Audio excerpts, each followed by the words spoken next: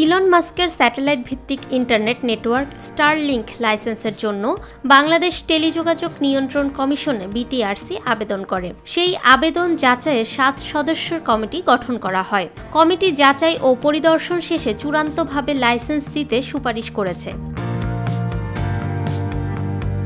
পরে অন্তর্বর্তীকালীন সরকারের ডাক ও টেলিযোগাযোগ মন্ত্রণালয় স্টারলিংকে লাইসেন্স দেওয়ার চূড়ান্ত অনুমোদন চেয়ে চিঠি দেওয়া হয়েছে। মাত্র 2 সপ্তাহের মধ্যে এই প্রক্রিয়া শেষ করেছে বিটিআরসি কর্তৃপক্ষ। মন্ত্রণালয় অনুমোদন দিলেই লাইসেন্স পাবে স্টারলিংক।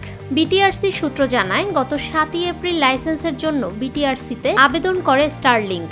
টেলিযোগাযোগ আইন অনুসারে লাইসেন্স দেওয়া সহ গুরুত্বপূর্ণ সিদ্ধান্ত নেওয়ার আগে বিটিআরসিকে মন্ত্রণালয়ের পূর্বানুমোদন নিতে হয়। সেই অনুমতি পেতে এখন মন্ত্রণালয়ে চিঠি পাঠিয়েছে নিয়ন্ত্রক সংস্থাটি।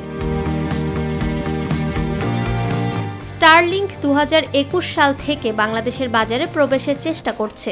চলতি বছরের মার্চে প্রধান উপদেষ্টা ডক্টর মোহাম্মদ ইউনূস সংশ্লিষ্ট কর্তৃপক্ষকে স্টারলিংকের বাণিজ্যিক উদ্বোধন 90 দিনের মধ্যে নিশ্চিত করার নির্দেশ দিয়েছিলেন।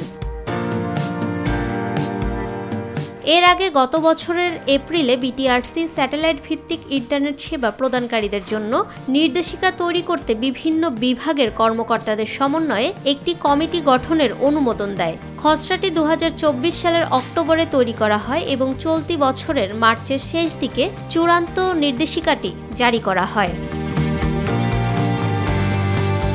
ফাহমিদা বিনতে আনোয়ার, নিরপেক্ষ নিউজ ডেস্ক।